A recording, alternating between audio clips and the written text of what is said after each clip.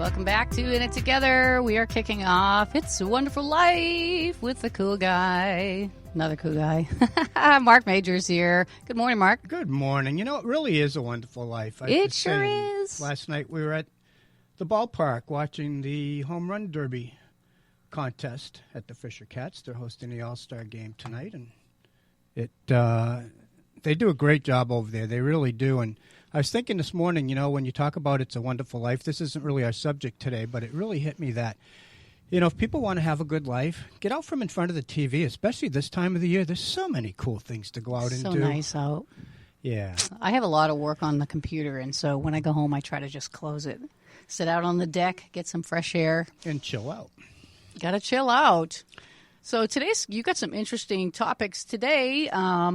Yeah, you know, we're talking about, this is geared kind of toward business people, but it's really geared toward everybody. Mm-hmm. Whether you're leading in your business or your family or your church or wherever it is, if you grow your leadership skills, things are better. I don't mean to correct you, Mark, but I'm going to tell you it's not for everybody. It's for people who want to move forward. Exactly. People who aren't complaining about their life. People who want to see change that's positive. Exactly. People that want to be positive leaders and affect people's lives to be I stand great in corrected. their life. You sit corrected. I sit corrected, actually. I'm sitting right now. It's funny you say about people who want to actually do something about it. Some people just don't. A lot of people complain. It reminds me of the story about the traveling sales guy. He comes up to this farmer. He's rocking on the porch, and there's this big coon dog sitting there. And he's just howling, and the guy's like, what's the matter with your dog? And he says, oh, nothing really. He's just sitting on a nail. It's bothering him a little bit, but he's not enough to get off his butt and really go do something about it. And a lot of people live their lives that way. Wow. What a visual. Yeah. So, but anyway, what we're talking about today is essentially if you grow yourself and the people around you, your business will grow. We talked a little bit about that last week. People come to me and they go, my bottom line's not quite right. And my first question is, what's your personal development look like right now? And most times you hear, what personal development? Right. So, you know, one of the great books that I've read on leadership is a John Maxwell book. It's the 21 Irrefutable Laws of Leadership. Okay. And the very first law he has in there is called the law of the lid. In other words, your leadership ability, if you're at, say, on a scale of 1 to 10, if your leadership ability is a 4, you're never going to attract good people to you that are at, say, 7 and 8 and 9 levels of leadership.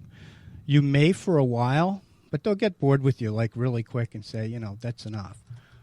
So for you to you know, develop your business and attract strong leaders around you that are also going to help you develop your business, you really have to develop yourself. Yeah, so you can't attract a 7 or 8 if you just want to be a 3. Exactly. Exactly. Think about, you know, the people, you know, in everyday life, people that hang around together. Mm-hmm. They're mostly at the same level. Correct. And a lot of times, and I've seen it, people that want to actually improve themselves and do better, the friends are like, no, come back, because they're afraid if their friend grows, then, they're going to have to get up and do something about their life too. And they just want to stay in their comfort zone. Yeah, you know, it's interesting you bring this up, and I think people underplay this a lot. It's like, we've been friends forever. How is that working for you? You know, I hate to say this, but sometimes you have to kind of, if you want to do better and grow, you have to kind of let go of some of your old friends and make new friends that are going somewhere. And it's not necessarily that you're never going to be friends with them. It's just now much time you're spending less time. Yeah, It's like we can spend, you know, we can go out and have fun with them, go to a movie, you know, have a great time with them. But when it comes to surrounding yourself and setting yourself up for greater success in your own life or significance in your own life and to be your best so that you can help others be their best, there's no way that you're going to be with people in their comfort zone constantly and be able to rise to that occasion when an opportunity presents itself. And usually if you are rising that way, those other people, if they don't want to join you, they kind of just eliminate themselves naturally and kind of just fall away out of your life. You know, it's funny you say that. I have seen that. People eliminate themselves naturally. So the other part of this too that people have to realize is that leadership growth is a process. Mm-hmm. Leadership develops daily, not in a day. You have to constantly be working at it. I coach and I train on leadership, but I've always got my nose in a book or listening to something in the car that's going to improve my leadership skills. Yeah, well, think about this. I think the average person watches between 4 and 6 hours of television a day. Mindless stuff. Now, I'm not against television if you want to watch a movie with your family or something, and we do that on occasion. But to sit there for 4 to 6 hours a day and just let your brain go to mush. Yeah, we... it's never going to improve your life. Yeah, more often than not, there's usually nothing really good to watch on TV. Yeah. A lot of times, like over the past weekend, we just threw some good classic movies in. And that's what we watched. And I love the classic movies. They're uplifting and they're great, like It's a Wonderful Life, Yeah. and that's... It is a good movie. It's a great movie, and there's some great lessons to be learned in those movies, and you come away feeling uplifted and fulfilled, Right. as opposed to some movies that come out now. You leave the movie theater, you're depressed, and or you're jacked up. Yeah, or something. It's unbelievable. Yeah. No, but I think it really does matter what you're watching, too. It does. You know what they say, garbage in, garbage out. Right. No, it's true. It's true. So, the other part of this is who you associate with. And a perfect example, if you think about it, is like McDonald's, right? A lot of people don't realize that, they think of McDonald's, they think of the McDonald brothers, but they started it, but it was really Ray Kroc. Ray Kroc, yeah. Who put it all together to make the company what it is now, because he had leadership skills that they didn't have. Mm-hmm.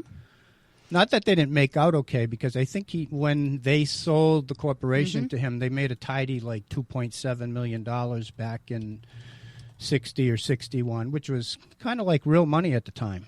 Yeah, Ray Kroc wrote a book I read back in the 80s called Grinding It Out, The Making of McDonald's. And I think it's really, if you want to read something, read books about people who have succeeded. He sacrificed a lot to make that happen. Right. I think I remember reading, like, for the first 6 or 7 years that he was putting those franchises together, he never took a salary. Right. Well, but see, he saw the bigger picture, and I think that's what Right. we got to see the bigger picture. And I think, I'm all for, yes, we have to live for today, and there's a balance of, yes, we live for today, but with the bigger picture in mind. People without a vision will perish. Well, that's It's what right it says. in the Bible. And we don't mean that you're just going to drop dead. We just mean you're going to have dead works. Right. Yeah, exactly. And one of the biggest takeaways from a lot of the reading I do in, looking at the Ray Krocs and the successful people of the world, they get there most often by serving the people that are working for them. Servant leadership. Jesus demonstrated that perfectly when, Holy Thursday night, he was washing the disciples' feet and said, this is the example you need to follow. And I think if we follow that in our lives and our businesses, you can't go wrong. And people, okay, so we're giving a picture of what Jesus did, but I think the meaning behind it is more important than, we're not telling you to go wash people's feet. Exactly. Back then. But it's an example of leadership. And yeah. If you wash somebody's feet back then, think about it. Most people either walked barefoot or just had sandals. They had pretty nasty feet at the end of the day. Well, and that's what I'm saying is back then they wore sandals all day. It was dirty and nasty and whatever. And, their feet could get irritated and all kinds of stuff. And it would make them, could even probably crack and bleed and whatever. Who knows? That's a good visual. That was kind of gross visual. But here's we might need to edit that out. Well, no, actually, listen to this. I think it's actually really important. Yeah. When we use this analogy for servant leadership, right, we're talking about helping somebody walk better. Right. Okay, so we make the way for them. And that takes you got to humble yourself and find out what they need to help them do that and then do it, right? Right. Yeah. One of the things that I talk about when I'm either doing a leadership class or just talking to individual, people doing one-on-one coaching, is I call it lighthouse leadership. And how I came upon that, my wife Victoria and I love lighthouses for the historical for the historical content. I've told you this before, but I'm a history fanatic, so I love to see that, and I just think about the days when people actually lived in those to keep them going and to keep the sailors on track. But for me, they represent leadership, the strength, the stability. They're a guiding light. And one of the questions I ask people is, when people are thinking of your leadership, do they think of you as a lighthouse that's attractional in leading them well, in guiding them in strength and stability? Or do your people feel when they think about your leadership capabilities that they're imminently about to crash into the rocks? Right. And that makes people stop and think. And that's all about growth and making sure that they're growing so that their people following them can grow as well. Right. And one of the keys when I talk to people about business is not only do you have to grow, but what's your plan in place to help develop other leaders within your organization? Because nobody can be great all by themselves. You need good leadership people around you. Yeah, and so what are some of the things that are in that? I mean, it's similar to being married. I think every relationship that has the potential to produce something great takes an investment on both sides. Right. And like you've said before, it's not 50-50, it's 100-100. It's like, what are we doing together? Let's get clear on the vision. Let's communicate. That's the key. Right, that's one, for sure. We definitely have to be good communicators. We have to keep each other accountable. We have to lovingly correct one another. We have to pick up the slack where the other person falls short. Right. We have to help even beyond our own stuff, not just that's yours, this is mine, but for the greater good. Right. So there's a lot of things to think about. Well, the other part of that, too, as far as helping each other out, and this is true in marriage, it's true in any relationship, and even when you structure the leaders in your business, everybody has different strengths. And so the key is, as the leader, say you're the CEO or you own the company or whatever it is, you have certain strengths, but you don't have all the strengths you need to make that company go. So the key is to surround you with a variety of different people who bring all those different strengths to the table, so then you can collaborate, and now you can sit and do a brainstorming idea, and now instead of 7 good ideas, now you have one great idea. That's awesome. We do have to take a short break, but we'll be back right after this, so stay tuned. Hi, I'm Lori Lynn Green, Advancement Strategist and owner of AlphaAdvancementStrategies.com. I've been very successful at helping people overcome stressful situations to get immediate results in their personal and professional lives.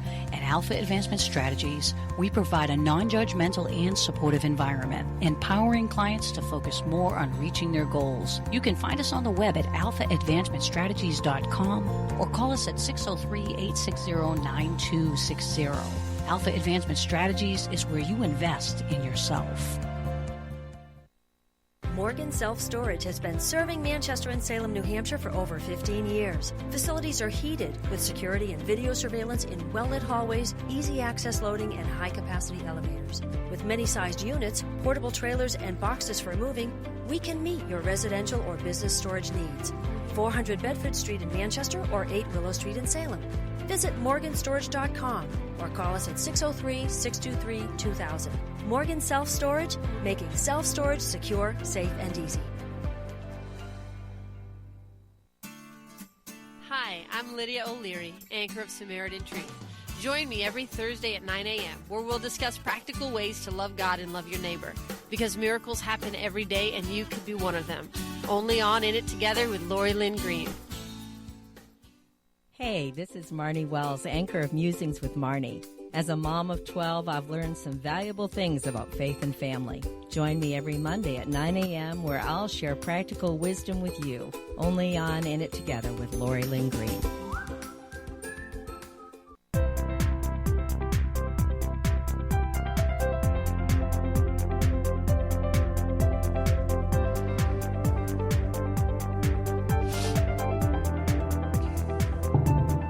Welcome back to In It Together. We are in the midst of It's a Wonderful Life with Mark Major, talking about leadership, the process of it, and how to be a servant leader. Oh my goodness, these are important things in every aspect of life, including home. It really is. Actually, beginning at home. And that's where it starts. Yeah. A lot of times people look at, the troubles that we have in the country and kids this and kids that, and, oh, my God, they're teaching this in school. Well, let me put it this way. How many hours a week do your kids spend in school? 30? There's 168 hours in a week. So what are you doing with your kids for the other 138 hours? Don't you have the responsibility to teach them the right and wrong? Yeah. Right? So serving at home and, getting back to the business world a little bit, it's all about taking the time to grow the people around you and train the people around you in the right way. I don't think he'll mind me sharing this because it's good stuff. As mentioning, I was at the ballpark last night and I happened to run into Art Solomon, who's the owner of the Fisher Cats. And I took a minute to just say to him how we've been there for 6 or 7 years as season ticket holders and how well the employees there treat us like royalty. I mean, anything we need, they're right there. And they just provide such a nice experience for us anytime we're at the ballpark. And what he said to me really struck me. He said, well, that's the whole point, isn't it? We're in the people business. And so we gear our people to, treating all the people who come into the ballpark as guests in our home. And see how the connection is there? We were just talking about exactly. that. Mm-hmm. Exactly. I mean, how would you treat a guest in your home? If it's not well, they're not going to be staying very long. Well, let me just share this if you don't mind. Yeah. I've been going to the same grocery store for over 25 years or more. Mm-hmm. And it's changed hands a few times. And now I went there last night. And I was shocked. I was just shocked at how different it is. Where I would go up and everybody was like, how are you today? And they talk to you. They're real nice. Right. Did you find everything you needed? Paper or plastic? They go on and on, all these different things. Yeah. I walk up with my groceries last night. The girl behind the counter doesn't even look at me. She's talking to 2 other employees at the end about schedules and stuff. Doesn't even look at me, starts bringing up my groceries. Doesn't even say a thing. So they continue to talk. Nobody asks if I have coupons. Nobody asks if anything. And then I go to pay. She tells me how much it's going to cost, and I'm standing there holding my $50 bill out, and I'm just holding it while she's still talking to them. Oh my goodness! She still doesn't look up at me. Looks up, grabs the money, and then realizes it's not enough. And I'm like, well, I have my card to pay the rest. Right. So then I pay it, and they bag it up. No, have a nice day, nothing. They literally it was like I wasn't even there. That's a great way to lose customers. And I thought to myself, that was the first time I've considered, I might want to change where I shop. Right. It really does affect. Now, I'm not narcissistic. I don't think everybody should be giving me all kinds of attention. But I think that we've lost something in the servant heart. But you know what that is? That's just courtity. That's not you would think, right? That's not like going above and beyond. Common courtesy. It's just courtesy. I even when I'm going into a store or anywhere, any building, if there's somebody behind me, I open the door and let them in. Mm-hmm. The feminists don't always like that. Oh, I can hold my own door. It's like, so what? I hold the door open for men too. So get over yourself. But isn't it weird? I like seeing a little punch in you there, Mark. Yeah, well, those are the types of things that just make me laugh because it's like, well, yeah, I know you can open the door for yourself, but and I was like, I'm just being keep spreading your hate around. Yeah, I'm just being polite. If you're angry at me for doing an act of kindness, go home. Manners. Get it's a like life. What happened? What happened? It's like, and I really feel like I was telling Bob earlier. It's like kids are raising themselves, and their influences are video games and televisions, and there's no that's sit around what the they table. See. Right. There's no interaction. In fact, one time, this is when my younger daughter was still, I think she might have been in her last year of high school or maybe just her first year of college. We had gone to the mall, and I went clothes shopping with her. So after we are done clothes shopping, we go into Ruby Tuesdays, which I don't even think is there anymore at the mall in New Hampshire, and we're sitting down to lunch. And I look over 2 tables over from us, and there's these 4 high school girls sitting there. And are they talking to each other? No, they're all on their phones texting. And I'm thinking they could probably be texting themselves for all I know, each other. And there's no communication. Yeah, it's sad. I remember when phones first came out. Of course, we would go out to lunch, and then kind of our joke, especially in a big event, was that someone would text someone down the end of the table. But then we'd put our phone down after we laughed and we'd talk. But now it's just taken over. Well, now I think the best way to curb that is whoever takes out their cell phone first gets stuck with the tab. That's a good way to go. Yeah, absolutely. So I was reading an article here on the servant leader and found out that phrase, servant leader, was coined by Robert K. Greenleaf in The Servant as a Leader, which was an essay that he first published in 1970. And he said that the servant leader is a servant first. It begins with the natural feeling that one wants to serve first. It's a conscious choice that brings one to aspire to lead. And so it goes on. But I thought it was really interesting to find out who the guy was that started all that. Yeah, but really it's he wrote it when he wrote it. But if you think about it, that type of leadership has been going on since forever. Yeah, well, that's what it says. And it's timeless concept. It's a basic principle. Getting back to spirituality a little bit, God put certain laws and things in the universe, and if you do certain things, this is what's going to happen. It's not happenstance. It's by law. Right.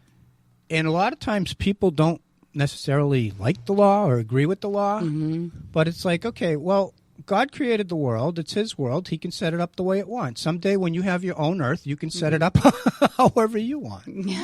Right? Some people think that the world revolves around them. Right. So that's another issue. That's another day's topic. That's another topic, right, for another day. But, the basic, again, is growth. You need to grow yourself to grow your business, and I think that's what we started with. And I tell people, if you do that and you grow good leaders around you, the bottom line is going to take care of itself, literally. Right. So you talked about the law of the lid, which is on a scale of 1 to 10. Who do you want to attract? Want to attract, and then you have to become first. I believe there's no 10s. All right, none of us are perfect. Right, 9.5.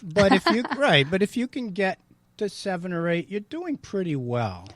Well, this is how I look at it. If you become a 10, you need to get yourself into an environment where other people challenge you so that you have to grow some more. Right. You're always looking for mentors and other people that can stretch you. I always try to surround myself. I have mentors that I want people that are, have gone before me, that are older than me, that have experienced more things than me so that I'm learning from them. If you want to learn how to play golf well, you don't go around with some duffer that plays once a week on Saturday. You go to a pro who's a pro. Right, absolutely.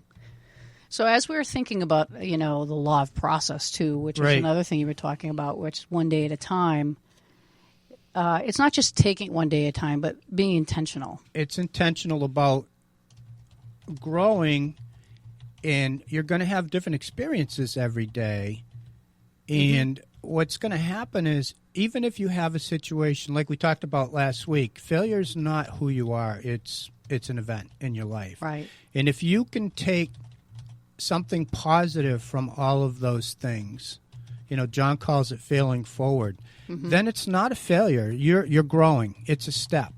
Right. No, absolutely. And so where would you say like habits and rituals come in as far as getting in a routine of something? Because the more you do something, the more natural it becomes to you. Right. The key is setting up a game plan. Usually every week, and sometimes I miss this depending, but I'll sit down at the beginning of the week, usually maybe on a Sunday night, and plan my schedule out for the week. The appointments that I have, but then I fill in my spiritual time, my working out time, and date night time, because that's important too. Because Well, when she's happy, everybody's happier. I like what you're saying here, because so you're not saying, what you're going to do is I have this wheel of life as well. It shows Right. the different aspects of our lives. So when you sit down, you want to make sure that you're living balanced Right. and that you're giving the time each area needs. And what I tell people and when I've coached people, I let them know that it's not always going to be perfectly every week. Sometimes you're going to have to devote more time to business. Sometimes you're going to have to devote more time to, but if you look at your calendar and say, for 2 days, you might have to put in 10, 12-hour days in your business or your work. But so then make sure that you schedule time at another time that you can to kind of balance that out. So when you look at it at the end of the week or the end of the month, that you're pretty much in balance. But it's never going to be perfect. Mm-hmm. Yeah, because you can invest a lot of time in one area, but not at the expense of another area losing its flourishing or whatever you want to call it. That's how people get divorced. Yeah, that's right. That's true. Well, Mark, it's been an interesting topic today. Really good. All three of those areas that you spoke of is the law of the lid, the law of process, and servant leadership.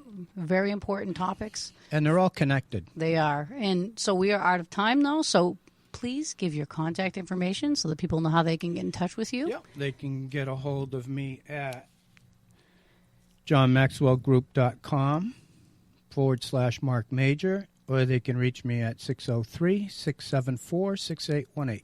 All right. Excellent, Mark. Thank you so much. I'll be back in a minute to just tell you what's coming up tomorrow. Stay tuned. Mark Major knows that great coaches need constant training to be effective. As a certified coach, teacher, and speaker with the John Maxwell team, Mark can help you identify and activate your personal and professional goals. If you seek to do more and be more, look up Mark on the web at johnmaxwellgroup.com/MARC Major or call 603-674-6818. Mark Major, growing leaders and adding value. Morgan Self-Storage has been serving Manchester and Salem, New Hampshire for over 15 years. Facilities are heated with security and video surveillance in well-lit hallways, easy access loading, and high-capacity elevators. With many sized units, portable trailers, and boxes for moving, we can meet your residential or business storage needs. 400 Bedford Street in Manchester or 8 Willow Street in Salem. Visit morganstorage.com or call us at 603-623-2000. Morgan Self-Storage, making self-storage secure, safe, and easy. Hi, I'm Jen Lever, anchor of the Recovery Now segments. Join me Tuesdays at 9 a.m. where I offer support to families struggling with addiction. Hear personal stories, learn the signs of addiction, and get help for your loved ones. Only on In It Together with Lori Lynn Green. Hi, I'm Ron Moore, anchor of the Storm Chaser segment, where we'll talk about severe weather in history, science, and today. Join me Fridays at 9 a.m. where you'll learn to be ready for any storm that comes your way. Only on In It Together with Lori Lynn Green.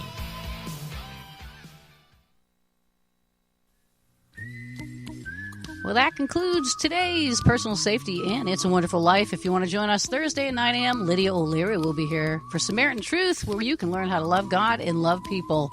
Have yourself a blessed day, and remember, we're in it together.